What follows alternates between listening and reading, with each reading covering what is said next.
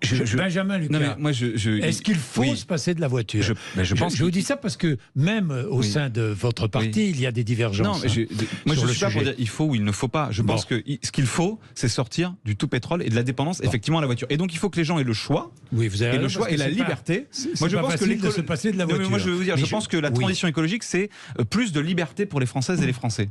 Et donc avoir le choix, ça veut dire qu'on peut avoir des alternatives qui sont moins chères, qui sont sécurisées, qui sont de bonne qualité. Je prends un exemple, un sujet dont on ne parle pas. Aujourd'hui, il n'y a pas que l'argument financier. Quand vous avez des trains qui sont bondés, qui sont moches, pardon de le dire, dans lesquels vous avez une lumière au néon qui fait que vous êtes réveillé à 7h du mat, quand vous 6h ou 5h30 quand vous êtes dans votre train pour aller travailler, parfois prendre votre voiture c'est aussi plus reposant et c'est aussi plus agréable. Donc il faut aussi qu'on réfléchisse au confort des usagers des transports en commun et pas simplement à les traiter comme des flux qu'on essaye d'entasser dans les transports. Quand il fait 40 degrés dans le métro en période de canicule, c'est un problème. Donc je pense que c'est sur tout ce champ-là aussi qu'il faut penser la vie des Français pour du mieux vivre. Le problème de l'écologie politique aujourd'hui, c'est toujours à base de taxes, de restrictions et malheureusement pas suffisamment d'alternatives. Non, moi c'est ce que je dis moi. Et on voit très bien. Vous avez un écologiste en face de vous et vous caricaturez ce qu'est l'écologie politique alors qu'on est en train d'avoir un débat intéressant et pragmatique. Pour l'instant, les taxes, c'est toujours la solution alternative pour l'écologie. Ce qui serait surtout intéressant, c'est d'avoir des alternatives. Regardez, les automobilistes, ils ont quand même le dos large. Donc ils ont les taxes sur les carburants. Attendez, je peux essayer de m'exprimer. Allez-y. On a les taxes sur les carburants qui sont quand même extrêmement fortes. Il y a plus de taxes que de produits et services. Première chose. Il y a le malus à l'achat d'un véhicule qui se renforce chaque année, qui va encore se renforcer en 2024. On a une taxe sur le poids des véhicules qui était rentrée en 2022, qui va encore se renforcer en 2024. On a une tonne 8, on va descendre à une tonne 6. On avait un malus maximum qui était à 50 000 € en 2023, qui maintenant va être déplafonné, on pourra peut-être un malus à 60 000 €. On a eu un péage, le péage, qui est en moyenne de 4,75 000 € sur des véhicules qui coûtent combien? Sur des véhicules qui peuvent être... Alors effectivement, c'est des véhicules qui font plus de 226 grammes. Donc c'est des véhicules assez lourds, assez gros, ok. Mais c'est qui coûtent près de 100 000 €. Oui, non, vous prenez une Ford Mustang, elle vaut 50 000. Qui peut s'acheter une voiture à 50 000 €? C'est pas tellement le problème. C'est le problème, c'est que de toute façon, c'est pas tellement souci, parce que le malus sur le CO2, quand on l'abaisse, de toute façon, dans toutes les tranches, ça augmente. Donc, on a un péage qui a augmenté aussi de 4,75 en moyenne. Donc, je pense que quand même, les automobilistes ont quand même le dos large. On leur met toute la journée des taxes sur la tête. Moi, je pense que l'écologie aujourd'hui, on a peut-être un petit peu moins besoin de lanceurs d'alerte. On aurait plus besoin de lanceurs de solutions. Ça serait peut-être un peu plus intéressant. Ça tombe bien que vous parliez des péages. Moi, j'ai fait avec d'autres collègues de la NUPES, François Ruffin, Marie-Charlotte Garin, Arthur Delaporte, Soumia Bourra et Frédéric Maillot, une proposition qui était péage gratuit pendant les vacances pour que les gens puissent partir en vacances. Donc, vous êtes mal tombé sur votre critique de l'écologie politique parce qu'on peut être écologiste et vouloir que les gens partent en vacances, et quand on sait qu'aujourd'hui il y a assez peu d'alternatives à la voiture, les encourager. Évidemment, ça doit aller pour moi aussi avec une politique en faveur du train. Mais vous savez, juste sur le mot sur les taxes, moi ça me fait toujours rire ce truc. Vous voulez taxer. Il y a taxes et taxes. Moi, ce que je veux taxer, c'est les super profits Total. Vous êtes d'accord ou pas d'accord avec ça? Moi, ce que je veux taxer, c'est effectivement, je vais vous dire, quand on roule, moi quand je vois là pour arriver ici, des SUV qui roulent dans Paris, des véhicules qui font la taille de 3 bonhommes qui prennent 3 places de voiture. Non, mais j'en ai vu. Entre l'Assemblée nationale et ici, j'en ai vu. Ça, je vais vous dire, ça, je veux les taxer parce qu'en fait, aujourd'hui, c'est pas des gens qui vont le matin pour travailler de banlieue à Paris. Quand on a des véhicules, aujourd'hui, regardez la taille des véhicules quand même, comment ça a évolué en 20 ans. Ça, c'est très intéressant. Attendez, je vais y revenir. Moi, c'est ça. Je termine. C'est ça que je veux taxer. Par contre, je le redis, je veux bloquer les prix sur les carburants parce que les Français qui vont travailler, qui vont déposer leurs gamins à l'école, ne vont pas être pénalisés aujourd'hui par les carburants. Vous allez prendre la parole. Là, on va parler parce que justement, c'est totalement lié avec l'écologie. 9h45, à tout de suite. Sud Radio, parlons vrai chez Bourdin, 9h-10h, Jean-Jacques Bourdin. Sud Radio, parlons vrai chez Bourdin, 9h-10h, Jean-Jacques Bourdin. Le prix des carburants, Fabrice Godefroy, à vous, puisque vous avez la parole. Le poids des véhicules. Oui. Le poids des véhicules, c'est quelque chose qui est souvent attaqué, notamment par certaines ONG. Bon, ce qu'il faut quand même comprendre, déjà, un SUV, c'est pas forcément un 4x4 déjà. Avant, on avait le gros monospace. C'est vrai. On avait les gros breaks. Donc finalement, ces véhicules-là ont été remplacés par des SUV. Deuxième chose, pourquoi les véhicules grossissent de plus en plus? Parce qu'il y a de plus en plus de normes de sécurité, de confort et de dépollution. Et de dépollution, il faut placer des systèmes de technologiques de plus en plus importants, des filtres à particules, des systèmes SCR, des turbos. Donc les véhicules grossissent de plus en plus. Et la meilleure preuve de ce que j'annonce, c'est que sur les tout petits véhicules maintenant, on ne peut plus passer en fait des technologies thermiques hybrides. Donc ils passent directement en voiture électrique. Regardez la Fiat 500. Regardez la Mini, regardez la Smart, elle passe en véhicule électrique parce que si on les laissait bien, en thermique, oui. Non, c'est bien, je sais pas. C'est une solution. Sauf que pourquoi la taille des véhicules grossit, c'est aussi pour ça. C'est-à-dire que toutes ces options de confort, qui sont d'ailleurs des lois passées par les normes européennes, font qu'évidemment, il faut placer toutes ces technologies dans les véhicules. Donc c'est pour ça que les véhicules grossissent. Et bien sûr. Et la sécurité. Oui, Benjamin Lecas. Oui, bon, que la taille moyenne des véhicules augmente pour les raisons que vous évoquez, je ne le nie pas. Après, vous reconnaîtrez que, on le voit, il y a des véhicules qui sont outrageusement polluants et gros. C'est pour ça, moi, tout à l'heure, vous parliez de pragmatisme. Moi, je crois qu'il faut, en matière de fiscalité, de taxation, d'interdit, de tout ce que vous sembliez dénoncer, qu'il faut regarder, encore une fois, les capacités de chacun qui a envie d'acheter un gros véhicule, de l'acheter. Alors, non, c'est une voiture familiale. Attendez, vous le taxez plus. C'est une voiture familiale. Il y a un certain nombre de villes, ça se fait en Europe, qui ont limité sur l'usage de la voiture dans leur ville, qui ont limité à certains critères. On pourrait mettre un critère. Est-ce que c'est quand on est à Paris, est-ce qu'on a besoin d'avoir un véhicule qui fait la taille de 3 personnes? Mais de toute façon, ce critère, je ne le crois pas. Ce critère, il existe déjà. La taxe sur le poids qui a été faite en 2022. Moi, je suis pas un adepte. Moi, je suis pas un adepte absolu des taxes et du signal prix. C'est comme sur l'aviation, vous savez. En fait, quand on augmente les prix, quand on taxe, il y a toujours quelqu'un. Les plus riches peuvent toujours s'en sortir. Ça fait juste une petite part de leur portefeuille. Je rappelle que vous êtes génération. Vous n'êtes pas Europe Écologie Les Verts. Par exemple, je prends un exemple volontairement en dehors de la voiture. Par exemple, sur la question, on sait qu'on va devoir réduire nos trajets en avion. On le sait, c'est une évidence. Il va falloir réduire nos trajets en avion parce que la trajectoire carbone que nous nous sommes fixée, qui relève de l'intérêt général, elle nous oblige à réduire nos trajets d'avion. Il y a deux solutions. Il y a la solution de la taxe. Moi, je vais vous dire, moi je suis parlementaire, je gagne bien ma vie. Moi, vous augmentez le prix du billet d'avion de 50%, je partirai peut-être un peu moins, mais je pourrais toujours partir en vacances. Par contre, pour un certain nombre de gens qui ont la famille assez loin, qui vont vouloir partir, là, ça va les pénaliser. Donc moi, je suis plutôt pour des quotas. Je suis plutôt pour, par exemple, y compris sur les voitures dans les villes, des interdits sur tel type de véhicule, voilà, qui sont un peu plus égalitaires parce qu'ils permettent à tout le monde d'avoir accès au même service, que sur des signaux prix qui en fait toujours pénalisent les plus précaires et les plus pauvres. Voilà une réflexion qu'on devrait avoir aujourd'hui au nom de l'intérêt général. Aujourd'hui, vous parlez des interdictions dans les métropoles et dans les centres-villes. Aujourd'hui, il y a les zones de faible émission qui existent. Ouais. Donc, ils sont en train d'éliminer, fur et à mesure, les véhicules les plus anciens. Donc, ça, au niveau social, c'est une catastrophe. Ça veut dire, vous n'avez pas les moyens de changer votre voiture, ne roulez plus dans les centres-villes. Et vous êtes dans le 78. Vous faire payer les véhicules les plus lourds. Vous êtes dans le 78. Donc, vous faites partie du Grand Paris, de la métropole du Grand Paris, c'est à l'intérieur. Donc, les villes qui sont dans le 78 vont être touchées par ces zones de faible émission. Regardez, normalement, en plus, c'est pas assumé au niveau des politiques. Moi, je suis un peu plus loin. Parce que, il y en a quand même certaines qui sont à l'intérieur. Regardez, au début, rappelez-vous, 2024, on ne devait plus avoir de diesel, annoncé par Anne Hidalgo, suivi par la métropole Grand Paris. C'est la vignette critère 2. Vignette critère 2, c'est plus de diesel. Vous vous rappelez, c'est la phrase 2024, il n'y aura plus de diesel. C'est 60% du parc roulant aujourd'hui. C'est dans 3-4 mois là.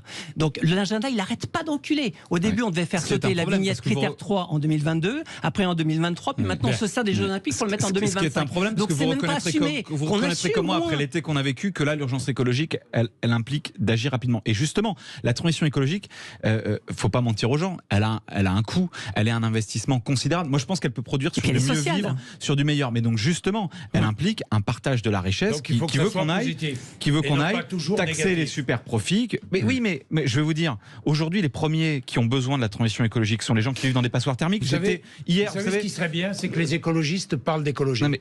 Ça serait pas mal. Je vous en parle là depuis tout à l'heure. Donc, je vais vous dire une chose. Je suis membre du groupe écologiste à l'Assemblée nationale. Je vais vous dire une chose. Oui. L'écologie, c'est pas punitif quand vous habitez. Moi, j'étais ce week-end à Mantes-la-Jolie, dans ma circonscription. Et l'écologie, c'est la viande et Médine. Au quartier. Moi, je vous parle d'autre chose. Au quartier. Il y a un sujet sur la consommation de viande. Il y a un sujet. Bon. Oui. Mais d'accord. Parce que dans les émissions de gaz à effet de serre, ça joue beaucoup.